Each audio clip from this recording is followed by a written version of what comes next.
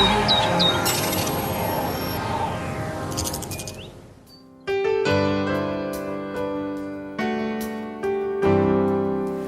my name is Daniel AKPATA, and you're welcome to the Great Light, where the truth is what we speak to bring about and guarantee your freedom.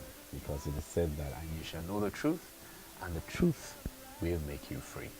I want to share on a few laws on relationship, 10 irrefutable laws of relationship. And I believe as you hack into these laws, just as you hack into the law of gravity, that everything, if you jump from a story building, you are going down, you're not going to go up. That's the law of gravity.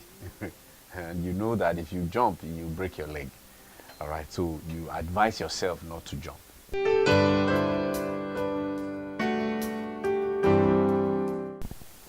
Okay, so number one law of relationship, number one law is the law of reciprocal. And what does that mean? It says that whatever you sow in a relationship is what you would reap out of that relationship. Whatever you sow, as you lay your bed, so you would lie on it. Isn't that what is said? Yeah. So it's important. The law of reciprocal. Whatever you sow. And relationships are like bank accounts. If you keep on making withdrawals without making deposits, what you get someday is the account will just go bankrupt. And if you want people to be nice to you, then you need to be nice to them. Whatever you sow in a relationship is what you would reap from that relationship. Okay, so sowing and someday waiting to reap. Now some people say, okay, I have sown good seeds in the past relationship, but what I got back was evil. So I made up my mind now that I'm just going to explore and exploit anyone that comes my way. Now, the great book told us that we should sow and we would reap. We're not told that it is where you have sown, that's where you must reap. All right, so sow and you will reap. So just go on sowing, and someday that person who didn't appreciate you, someone else will, and then it will become just so wonderful. Number two law is the law of love language. The law of love language. Now, this is an area that a lot of people don't know nothing about. And we have a lot of people who are into relationships. So, what is the law of love language? The law of love language says that everybody has different ways that love is communicated to them. And Gary Chapman gave a list of 5 predominant love languages in his book. The number one love language is gift giving. The second is the act of service. Third is words of affirmation. The fourth is quality time, and the fifth is physical touch. Now, if you take your time to go through all of this, you will find yourself in the place where you know that, okay, this is my own love language.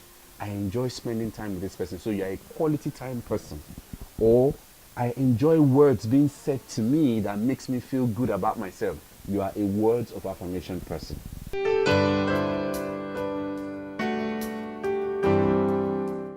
All right, so number 3 law is the law of intimacy. Now, intimacy is developed with whom you pray, from whom you pay, and with whom you play. Let me say that again.